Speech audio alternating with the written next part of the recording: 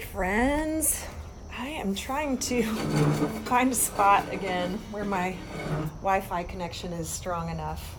I really want to be on my porch, and I really want to be in this rocking chair.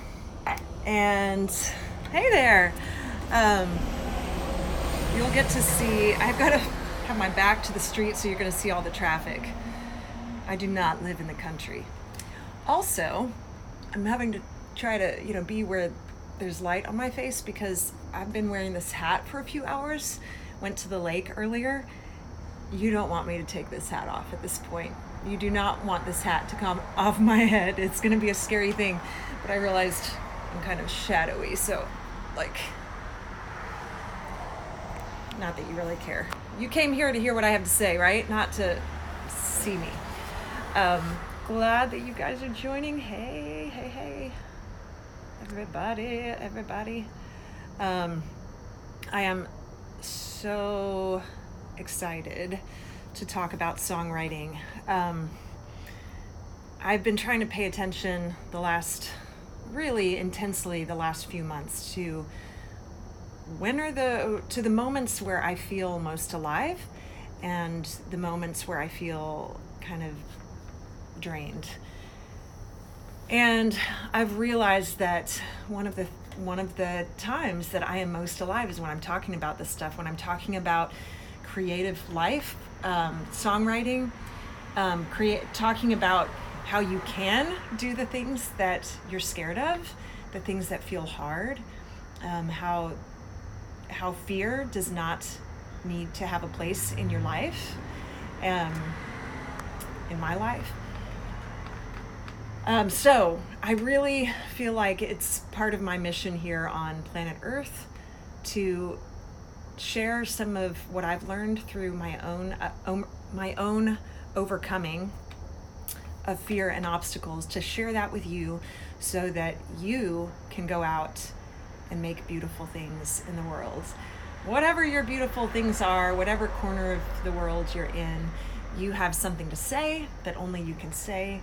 You have a story, a unique voice and way of saying things. You have a unique sphere of influence that nobody else has. And I want to see all of us doing what we are made to do. It's just so true that this is what the world needs from us, is for us to be alive and engaged and in our what do they call it, zone of genius. So, okay, I'm going to tell you, and this is how much you matter to me. I just left before the end of Hope Floats, so I didn't even get to see Harry Connick Jr. and, oh my gosh, I just blanked out on her name. Sandra Bullock. Didn't even get to see them totally get together because I wanted to come talk here about songwriting. That's how much I love you. Okay. 3 things. As I was thinking about what are some of the things that I have done that have worked. I could also give you the list of things that were mistakes. Hey Natalie, I could easily tell you all the things I've done wrong, and I'd be happy to do that as well. But I thought I'd share 3 things that have made a huge difference in my ability to keep making music and to be getting better at it as I've gotten older, okay? First thing, this was an experience I had. It is a total chick flick, but it is a good one. Hey guys. Saying goodbye to my sister, Mandy, and my niece, Stella, who watched the movie with us. And love you too. Is that your purpose? So, back to what I was saying. First thing, I decided, and it was a long time ago, I did not have any songs published yet, and I heard about this conference going on here in Nashville, and I lived in North Carolina, and I had a baby. But I had always felt like music was supposed to be my thing in life. It just, since the time I was 6 years old, I was making up songs, making up melodies, putting words together, performing in one way or another. And yet, there I was in North Carolina with a baby, far away from Music City, Nobody was inviting me to do anything. I didn't have anything going on. And I decided I want to get better at this. I had a conversation with somebody who, a songwriter, who encouraged me to focus on songwriting rather than performance, since that seemed to be the thing I couldn't live without. I could definitely have lived at that point without performing, but songwriting is just too important to me. So I decided to invest in myself, and I went and attended this conference here in Nashville. Can't remember the name of it. I think it was GMA something. And at that conference, you could sign up for different types of workshops. And one of the workshops I signed up for was a critique session, which was terrifying to me. Criticism is scary.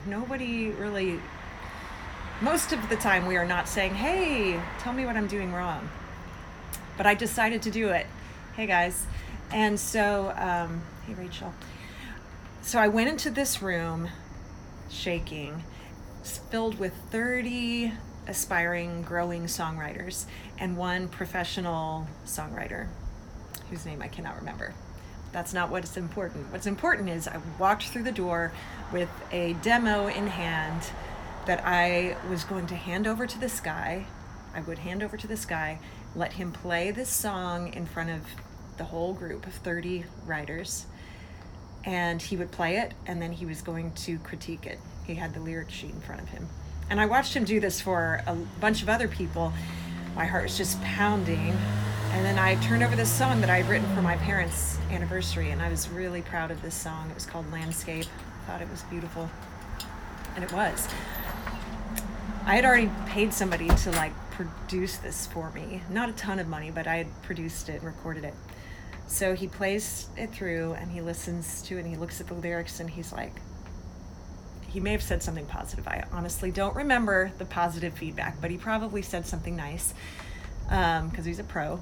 And then he said, it sounds like you've written two different songs and mashed them together because your first verse and your second verse have a different melody. I was like, what? And I thought about it, and I was like, yeah, they totally do. Because what happened is I wrote these lyrics I loved for my parents, and I wanted the lyrics to be the way the lyrics came out. So I wrote the first verse melody to suit the first verse lyrics. Second verse had different number of syllables in each line, different rhyme scheme, and so I just made up a different melody. I would never do that now. But at the time, I had been writing for a bunch of years, but I hadn't really put it out there to anybody. Hadn't gotten feedback. And that was revolutionary to me. I don't remember feeling humiliated. I just remember feeling like my eyes were opened in a new way. And it wasn't just, I don't remember what else he said about that song. He probably made some other notes. But what I remember is going, oh yeah, consistency matters, okay? Verses need to sound similar so that when you return after the chorus, you return into this verse and you're like, I've been here before, I can sing along. So, and then paying attention to how he critiqued everybody else's work, it just opened my eyes to so many things to pay attention to. I remember him talking to one girl about mixing too many metaphors, it being a little confusing, or talked about melody lines moving up when the imagery seemed to be going in a downward motion, like maybe even using the words down, down, down, or something, and it being an ascending melody line, and he questioned that, and it wasn't a right or wrong, it was just like, did you mean for this? Is this the best marriage between melody and lyric? And I learned so much in that session, that 1 hour session, that I took with me. And it was less the individual things he said and more the way he paid attention. Because I had mainly written out of feeling and emotion and just kind of wrote whatever came out, which is great as an artist to capture all of that. But I also needed to learn the craft. So I was introduced to how to think about your art as a craft. It's the next step. It's not what you do first when you're putting it all down, but it's the next thing. It's when you're tweaking and and challenging your initial choices and saying, okay, now how can I engage my brain and my knowledge of this craft to make it better? So, first thing I did that was just really changed everything for my songwriting was getting critique. And I had done that a little bit in college because I took a songwriting class. So we were subjected to a tiny bit of that, but it had been years and I hadn't received any more. And I was writing all by myself all the time. So getting professional critique really helped. Second thing that I have done that was revolutionary for me is co-writing, when I hated co-writing. I did not want to co-write. I was so scared, like sick to my stomach every time I would come out to Nashville and be put in a room with somebody to write, for all kinds of reasons. And one, mainly I had just never done it. So it took I had spent so long just writing in this slow internal way where that when I got in the room with other people, it felt like they were thinking so fast and talking, just spitting stuff out. And my brain didn't know how to think that fast. And I felt like I was being asked to make decisions like approve or disapprove, say yes to a line idea, or come up with something better way too fast, where I was like, wait, okay, you're already moving on to the next line and I don't even know if I feel good about this. So there were a bunch of other reasons too that I didn't enjoy co-writing at first. Partly I was very precious about my ideas. I really loved my free spirit, my artistic sensibilities, and trusted them and didn't like compromising. For a while that was hard. But here's why I'm glad I pressed through that. One is, again, just like in that critique session, working with another writer caused me to learn how to pay attention to some elements of the craft that my writer friends paid attention to that maybe I had overlooked in the past. So I would hear them thinking out loud, hearing them process, and even just seeing them work on an instrument and work on melody and lyrics. And I would observe the differences between their process and my process, and acquire some new tools, and learn how to look at what we had written and analyze and challenge things in a new way, and see that there are other things that are important besides the things that I had always valued.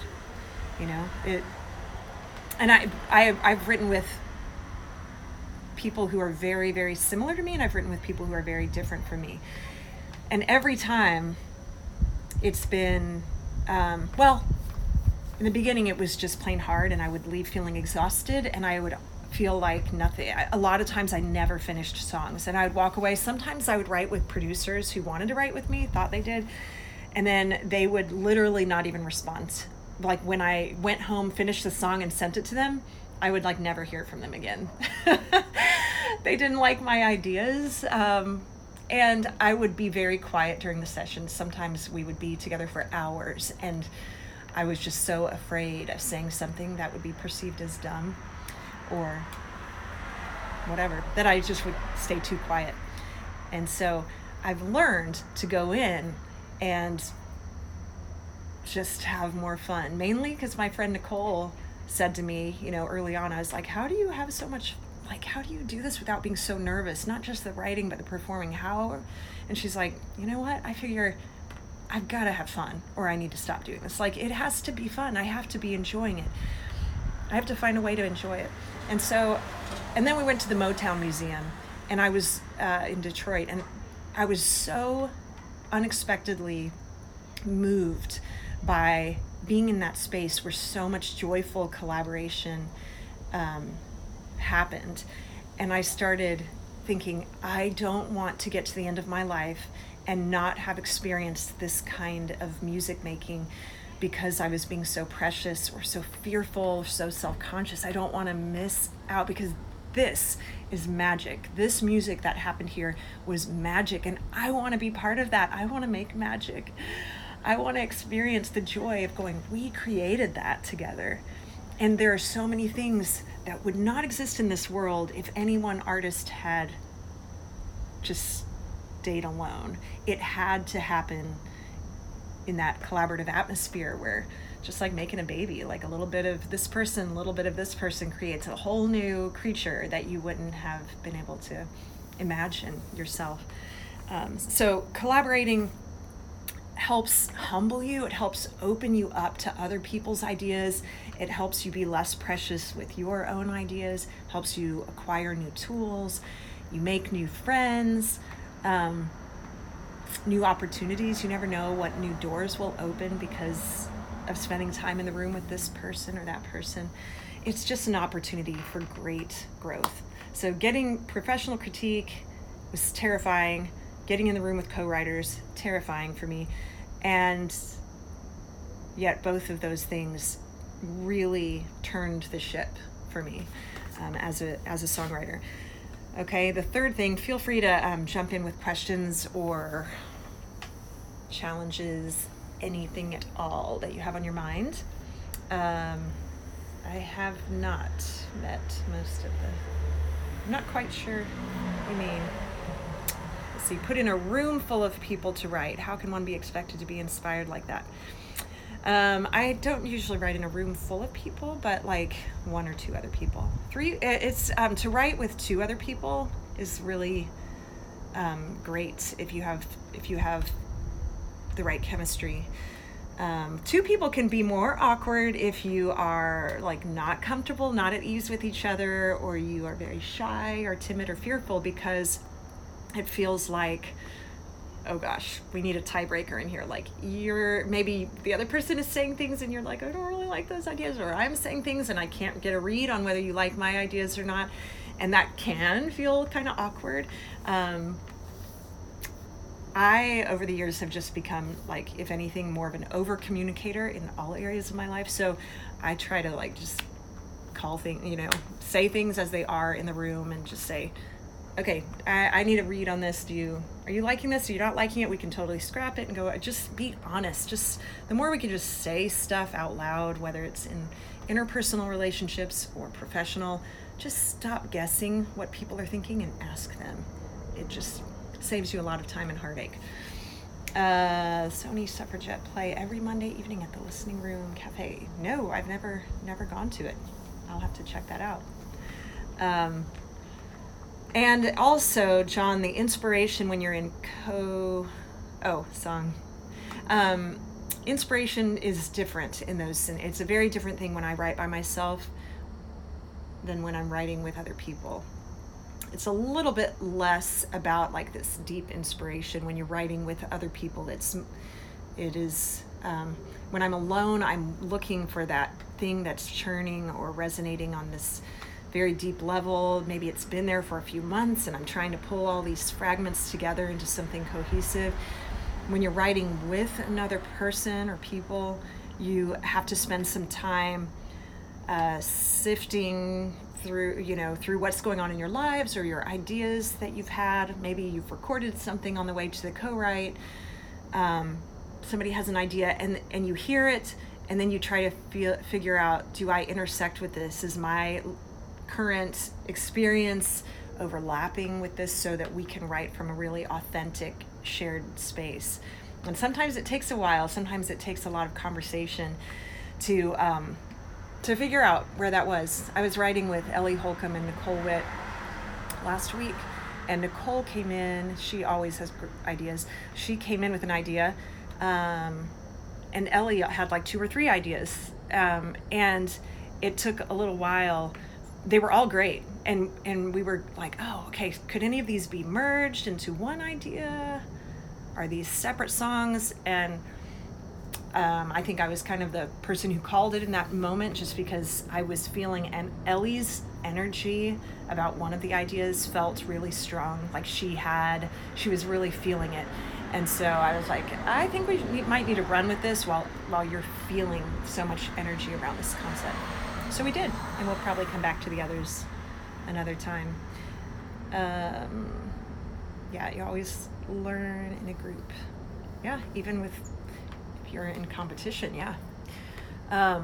Okay, third thing, critique, collaboration. And the third thing is my inner conversation with myself. The other third smart thing I've done for myself is combat negative self-talk. And I could say, I have very optimistic parents. They trained me to be a very hopeful, forward-thinking person. Also, I think I just was born to make music. And so that passion, so pervasive that it wouldn't allow me to give in to all of the many reasons that I could have stopped or not done it along the way. Even now, it's hard. It's got a lot of challenges, but when I started, I can't remember. I think I didn't get my first cut till I was 29 or something, and I didn't live in Nashville, and I had kids, and I was scared and not very ambitious, not a networker at all, and I could easily have said, "You're too old for this, you're not connected enough, you're not in the right place," and I just refused to let that be the boss of me. And so I think your third task, if you want to follow any of this, besides getting help, critique, collaboration, is you've got to do daily battle against the inner voice of doubt. And you don't stop doing that battle ever. Like I feel like I've come a long way in this, to the point that I finally, and maybe only just this year, really have started to believe the kind things that I have been speaking to myself. But even now, if I stopped doing the daily work, the daily practices of prayer, meditation, education, learning about psychology or spirituality or whatever it is that reaches the parts of you that are doubtful, you can't stop being vigilant about that. That's like getting your body in shape and then saying, well, I don't have to work out anymore. I've got my body where I want it. Your mind is brilliant and powerful, but it's also vulnerable. And there are a million ways to fall back into some old potholes and negative habits mentally and spiritually. So I would say a lot of you out there who want to be doing creative work, want to be sharing your creative work, it is 99% your own self that's stopping you. It is mostly your own inner fear and your fear of being fearful. Like you are afraid of feeling afraid, so you don't get on the stage. I get it. I have been afraid of feeling afraid. I hate what my body does when I'm afraid.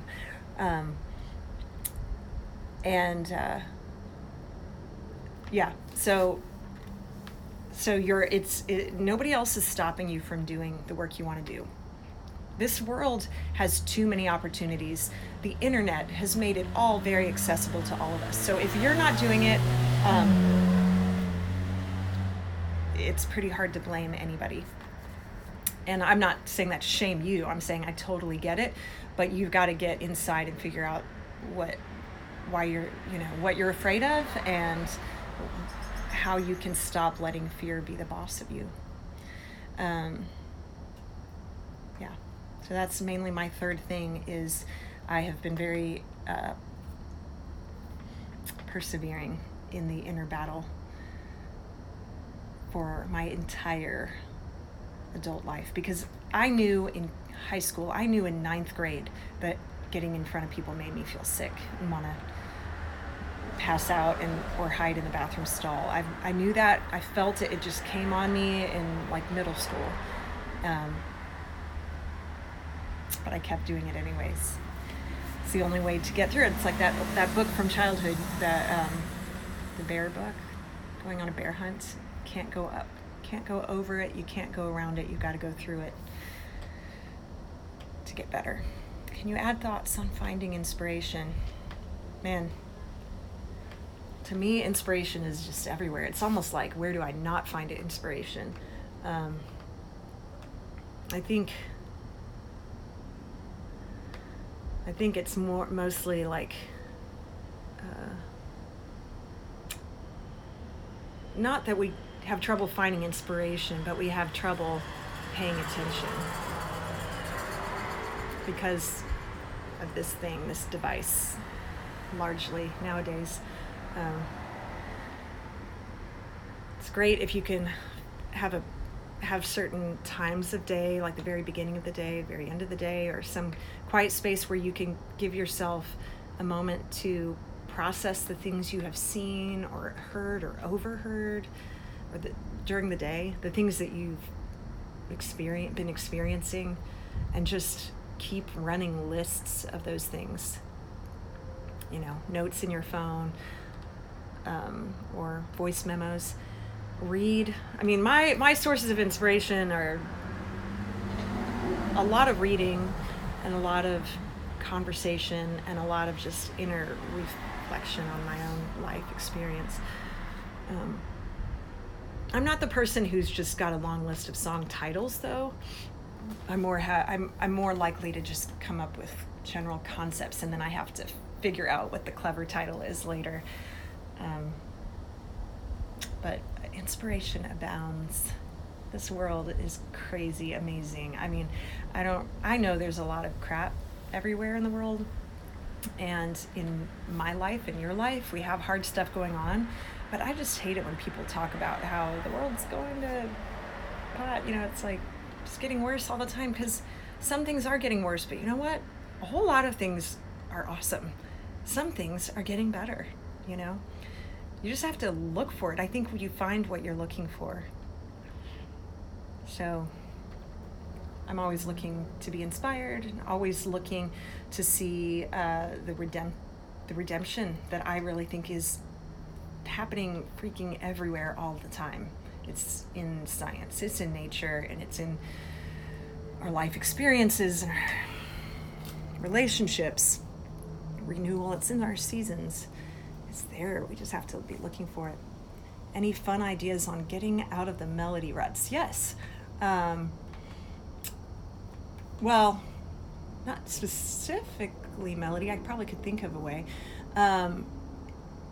One thing, just getting out of musical ruts in general, one thing that I have found helpful is copying other people, which sounds terrible, but it's completely legal. What you do is you pay attention to what songs you're currently loving, right? And it could be actually a really terrible song in some of your judgment. It could be like, oh, why do I love this song? Like, I hate this song. I hate that I love this song. I can't stop singing this song.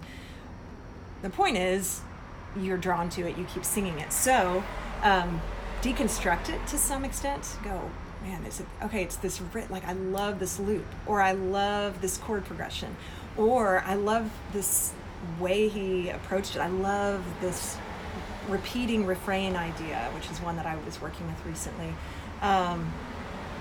Any number of things, whatever it is I love the specific interval, like when she goes, this sixth or this fifth, or I don't know, whatever it is, pay attention to it. Go to your instrument and write a song that has that element in it. It's not going to sound like the song you heard. It's going to sound like you. You're going to write your own lyrics, your own melody. But totally, none of us are original. We're not like actually doing fully original things. We're all standing on the shoulders of everybody we've ever listened to or were influenced by. That's a beautiful thing, inspiring art.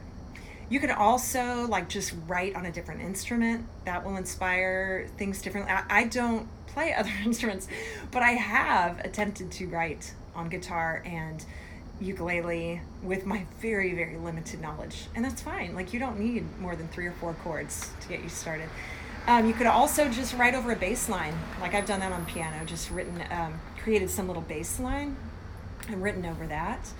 Write to a GarageBand beat loop. See what happens when you do that. Also, when you hear yourself going a certain direction and you can feel that you're stuck in your rut, just refuse to go there. Like I wrote the first time when I was writing my song Held for Natalie Grant, I distinctly remember sitting at the piano working on a bridge, I remember writing the song. I think I was working on the bridge, and my husband at the time, I said, "What do you think about this?" And he was like, "Yes, it's fine. It sounds like what you would do." And I was like, "What? It sounds like what I would do? Like I have things that I, which is not all bad. Artists do have their go-to things that become kind of like their signature. But in this case, I didn't want that. So I was like, I'm not going to do that. I'm going to scrap this and go a different direction." And so you can do that too. Just be aware. Same with our personalities, right? We're doing that as we try to evolve and become healthier. It's all about awareness. Practice being aware of your little patterns and tendencies and go, I actually don't have to do that. I keep doing that. It's like my knee-jerk reaction, but I don't have to. You can do whatever you want to do. If I give you words, could you make it a song? I occasionally do that. You have to email me about it. Christa at christawellsmusic.com. Don't do it very often, but I occasionally do that. Did I miss anything else? If you're just joining us, I was saying the 3 best things that I ever did that made a tremendous difference in my songwriting, my song crafting, was get critique, collaborate with other writers, and be vigilant about refusing to let fear master me. So I would be happy to talk about any of those or other things in more depth at any time if you want to. Thanks guys for hanging out. If you have any other, I will save this and share it and probably put it up on YouTube. If you are catching this and did not catch my post yesterday or the day before, I have compiled a list of options, ways that I am trying to be available to help songwriters grow. So some of those things, what I was going to say is email me or message me your email address and I will send you that list. You are committed to nothing. Some of those things are just free and online anyway. But I just wanted to put it all together so that you can see what some options are, and that even if you live in Alaska, there might be something for you. And I am passionate about people not feeling alone and not abandoning their passions for any reason. As long as I really believe if it's life-giving and joyous for you, then you are meant to be practicing it. I don't know what that's going to look like. It's going to look differently for each one of us. Our opportunities, our abilities, our experience is going to be different. Christa at christawellsmusic.com. I think my email should be in my bio. Christa at christawellsmusic.com. But if you are on here and passionate about songwriting, I would love to help you. Give me your email address and I will send you some different ways I might be able to be helpful to you. And whether you want my help or not, I just hope that you're going to keep practicing. And you can keep showing up here on Instagram, and I will do my best to share things as I feel inspired or led to do them. You can also send questions to my inbox here, and I will try to make a point to answer it in one way or another. Okay? I have been beaching it today, so I'm like a little hot cheeked, little red face. Well, it has been lovely chatting with you, friends, and I will hopefully see you again soon. I've got hopefully an interview on Instagram Live coming up next week, so stay tuned for that. Back to that. Hello, Claire. Good to see you. I think you had a birthday. Happy birthday. Love to you all. Talk to you soon. Bye.